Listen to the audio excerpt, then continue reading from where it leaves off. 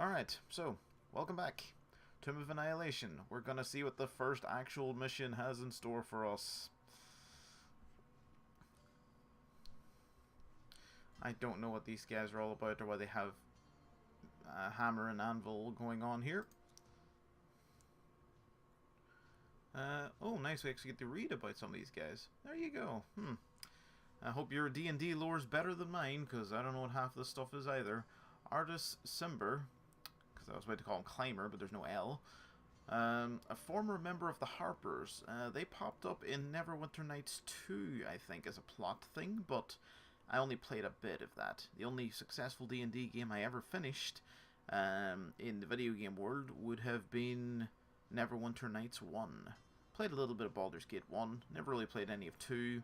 Played a little bit of Icewind Dale back when I was about 10, and got my ass kicked a lot in that game, because it's a bit of a rough start for someone with no experience at that sort of thing. Didn't play Planescape yet, and I don't know how many other D&D games exist out there. Probably lots, but they're the only ones I'm more familiar with in the more recent years. Okay, anyway. He's keeper of the Ring of Winter. That sounds useful. He found the ring in the jungles of Chult, where he also met his wife, Alisanda. Sure, okay. The ring halts its wearer's natural aging and has allowed artists to survive well beyond his natural lifespan. Oh, okay, just ring of prevents age, okay. Choose 2 extra daily powers and the Ring of Winter powers. Okay, seems like a nice enough ability. So yeah, we'll just quickly look through these guys. Well, I'll say quickly, I'm not the fastest reader in the world. And then we'll have a crack at this mission. And if we feel, well, I'll probably have to go succeed at it off cast and move on to the next mission, because I don't plan to make people have to sit through the same mission more than once if I can help it. Sitting through RPGs is a bit rough anyway. This is some sort of like strategy RPG style game, so I still would probably play it under the same sorts of rules if I can help it. Oh, Giant Birdy, okay. Yeah, the Birdy class was added in 5th edition as a playable race. That's one of the sets of rules in D&D. There are currently we're currently on 5th edition at the moment. There has been a 4th edition, a 3.5. There was a 3rd, but that was very much disregarded quickly, I feel, in favour of 3.5. A 2nd edition, which I think was known as Advanced Dungeons & Dragons, or AD&D. And there was an original version from probably many years ago. So there you go. That's all the rules of the D&D universe when they were collated. 3.5 was very popular. I think 2 was fairly popular. And 5 is the current one, and people really like 5 at the moment. That's the one we're playing at weekends at the moment. Anyway, off track again. But Birdy is one of the playable races in one of the books that wasn't the starting set of books. So that's why I recognize the name, but I have no idea how it's supposed to be pronounced. Arakra? I don't know. Something like that. In Kirsabel, Ashara is the leader of the... oh god, you gotta make me try and pronounce it again. Arakra community. Others refer to her as teacher and revere her as a living saint. I mean, she's kind of got the garb for it, I guess. Ashara is intelligent, ambitious, and somewhat manipulative.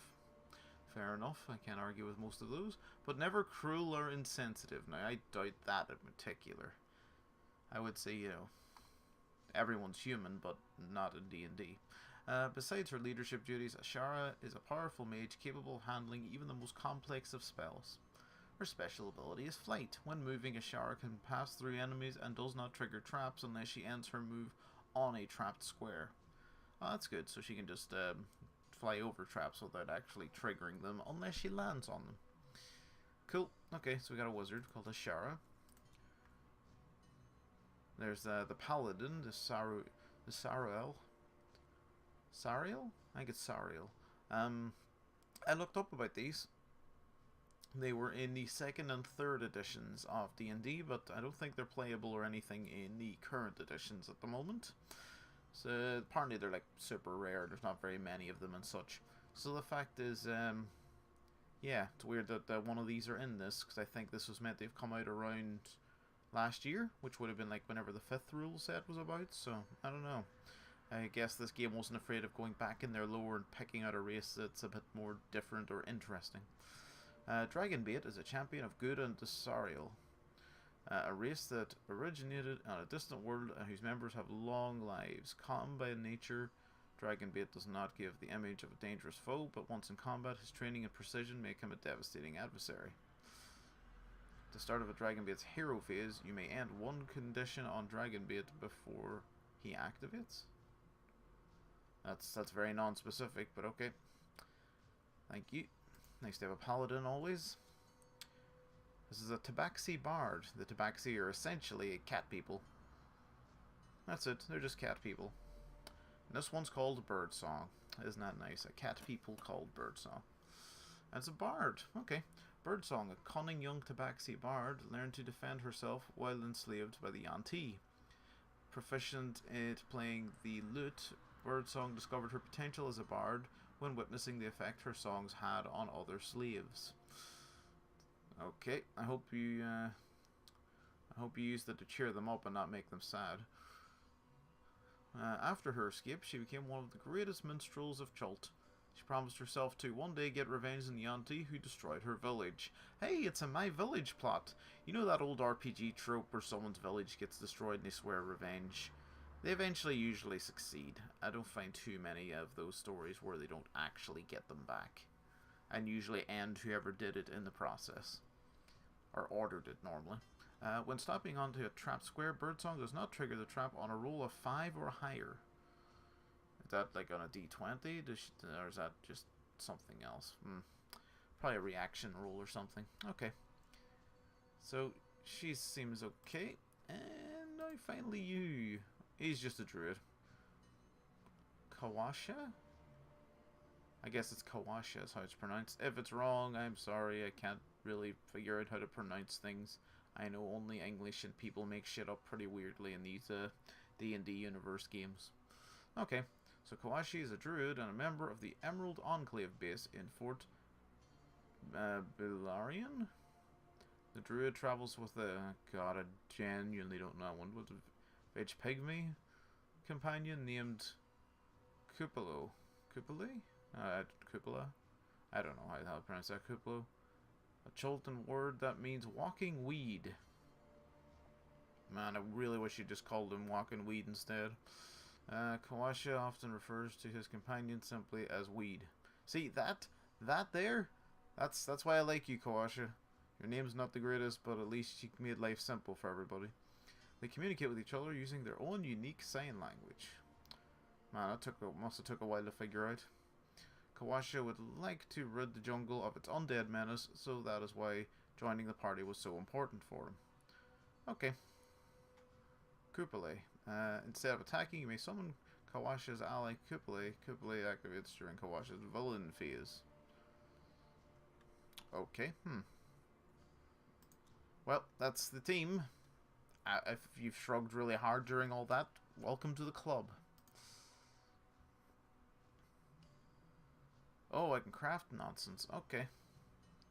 Oh, I can just craft a legendary weapon. Oh, that's nice. Is that what this is?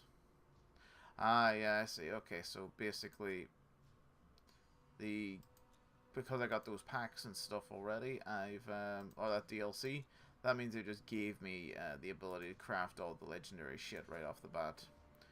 I'm guessing there was a complaint about the difficulty with this game if they're just handing everyone their best weapons right off the bat. I mean, I'm starting with the staff. I can craft some of the other stuffs as well, but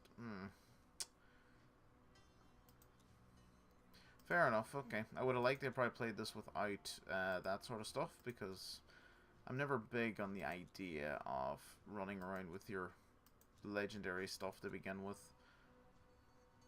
Looks like the game gives me one equipped legendary item on each character to begin with. And annoyingly, I don't think I can take them off either. Like when I'm in the inventory, there's no real option to take off the fact that they're using those. And I can't craft the crap version of them either, so... Okay, well, so be it. I can do little about this right now. If it makes it too easy, I will go back to another slot and not turn on any of these guys, and thus make my life miserable and want to throw myself off a roof. So, you know, you get to look forward to that. There's all my crafting materials. A lot of legendaries for no real reason. Oh, we can trade stuff between members. Okay, that makes sense. I like that. That at least makes a level of sense. I can run with that. Okay. Let's go team, I guess. Wow, it only took me about 10 minutes to get this far. Favor for Jessamine. You have come to Port Nyanzaru, seeking to end the strange death curse that has befallen the land of Toril. Magical healing has grown weaker, and in some cases begun to fail entirely, even reversing earlier healing. However, first you need a starting point, and after kicking around town for a while... Jeez, don't kick around the whole town, guys. Jeez, you probably want to hang out there as well. You were pleased to have an opportunity fall into your lap. The merchant prince, Jessamine, is looking for some poisonous mushrooms found in the jungle, and if you can find some for her, she may prove to be a vital source of information for you. Wow, really? All these problems are going around, they're like, yeah, I just want to get some poisonous mushrooms. That's literally my entire purpose. I don't care if, like, you know, all healing's being undone and everyone else is dying. Poisonous mushrooms, please. Because, you know, there's not enough death and pain happening right now. Jeez, just give whoever it is a paper cut and then just let the freaking death thing get them. Yeah, death curse. Hero selection. Oh, I'm only allowed one initially. Oh, okay. That makes life interesting now. I feel like I should just start with the ranger, because, I mean, the ranger sounds correct. Who was it? I remember one of the reviews. One of the reviews I was reading about did say to only go with, like, 2 people all the time, because that sort of felt like the best balance of the game. But I don't really remember it again, so, Alright. Artist, Shara. So I can actually look at some of their shinies and shit. So they have 2 different, okay. Oh, okay, so I can actually trade in and out some of these options. Haste, web. Oh, wow, this is a lot more reading than I was ready for. Oh, okay, so it's between the 2. Okay, so I can switch out between those 2. There's 3 utilities. I'm going to choose 2 of them. 4 dailies, though. But I'm guessing I can switch them as I go, so... miss 1. Okay. Alright. Interesting. Hey, it's Melf's Acid Arrow. I always like that one. Just because I don't know who the hell Melf is. Like, is he a magical elf? Is he like Alf, only, you know, not shit? It's hard to know. But whoever Melf is, he's made a few different spells. So I remember it, and in the board game of D&D I have sitting just right across from me here, actually. There's another Melf thing as well. I don't think it's Acid Arrow. There's another Melf move in it, but yeah, there's a couple of people who's so famous in these universes that their names gets attached to the spell. Dragon Bait, what do you got? Lunging Strike and Swift Strikes. Shen State, Last Stand, and Heroism. That's good for, like, other people. Well, you ain't going with other people right now. Grievous Strike, Compelled Duel, Blessed Strike, and Crusader's Mantle. I actually know some of the names of some of these things, thanks to my more recent plays of this game, in the pen and paper version. Hooray! It's nice to actually be able to be kind of, at least partially able to go, at least I've heard of that. First song was a little bit something about everything.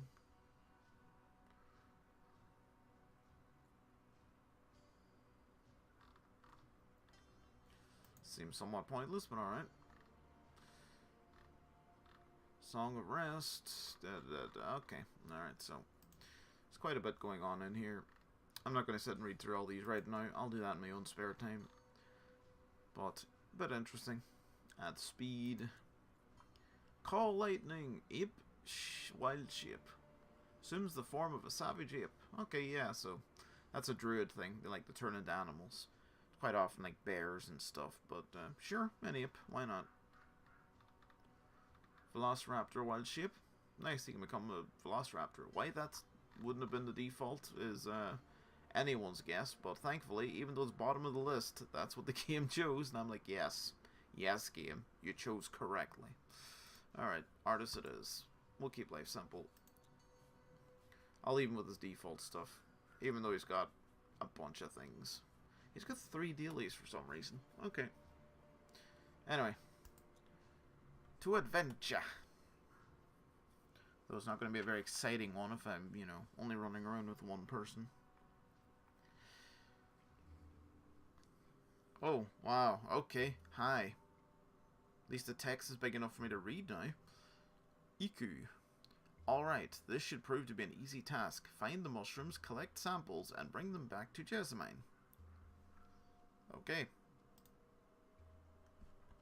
There's a bit of a delay between my click and her disappearing. I think she kind of wanted to get them googly eyes on me a little bit more. This looks exactly like the square in the tutorial. But I'm going to go up here and end my turn. Oh, that's a... That looked like a giant skull for a minute there. Biting insects. Attack each hero within 1 tile of the active hero. Cost me an adrenaline. I've only got 2. I don't have any heroes around me, so... Well. Sucks to be me right now. That's 2 damage already. And I barely started. I'm going to go ahead and bookmark you, sir. Because that is apparently what this dagger is. Not 20.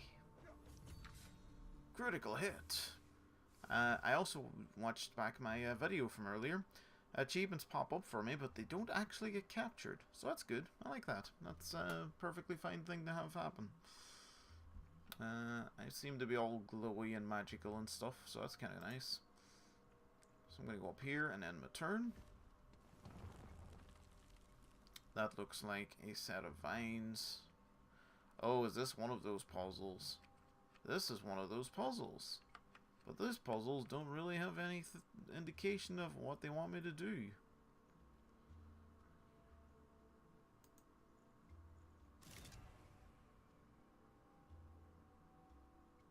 I suspect I chose incorrectly.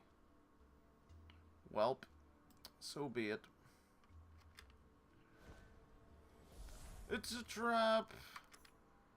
Another nat 1. More biting insects. I'm gonna use this to get away from it.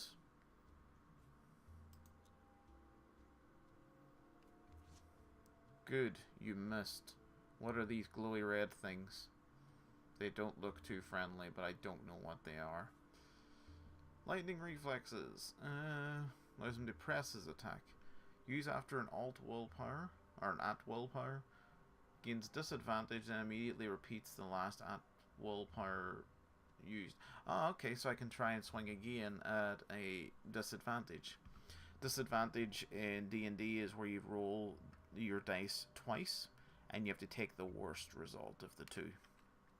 Advantage is where you roll to the same dice, you roll the same dice twice and take the better result. So, just for any super noobs out there who've never encountered it, that's what that is. And don't worry if you forget it. Oh. Well, I missed. And I could roll this. So I might as well. 10 was my worst result out of the 2. But that was still a hit, so there you go.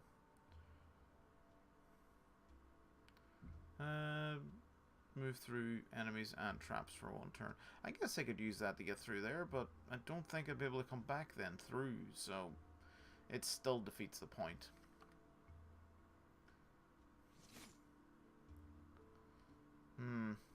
Having a harder time of it here already. And success. Modify 20. A scroll of disintegrate. This scroll contains a powerful and deadly spell. Attack 1 monster within 1 tile of your hero. I get a +7 on my attack. I do 4 damage, and if I miss them, if they successfully roll well enough, they'll only take 2 damage. Okay. That seems like an okay thing to have. Still don't know what these red things are. What do you things do?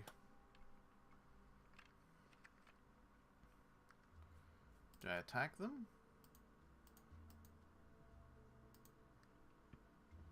I genuinely don't know what these things do. Oh, it's a trap. Okay, I have to disarm them. That is a nat 1. That is the worst thing that could happen.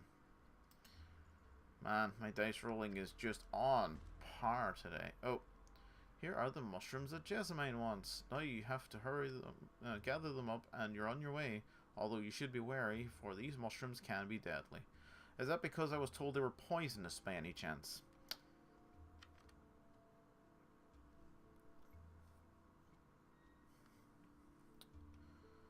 Okay, what else happens now in this universe? Because I've got my ass kicked everywhere I want to wander to.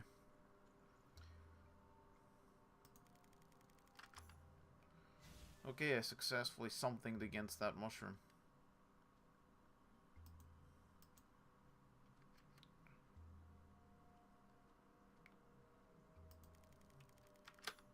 I've successfully somethinged against this mushroom as well. Hooray. 2 to go. Man, I am like the greatest hero that this land has ever seen. He says with 3 health and about to be stabbed for, yep, another piece of damage. Fantastic.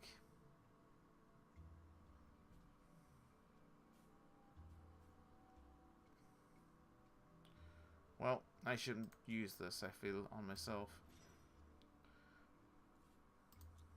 I don't know how sparingly items are, but a critical hit allows you to recharge utility power. Okay, I'll use my lightning reflexes then. I got boots of elven kind. While in your inventory, when your hero discovers a challenging tile, you have a 50% chance to not trigger an encounter. Okay.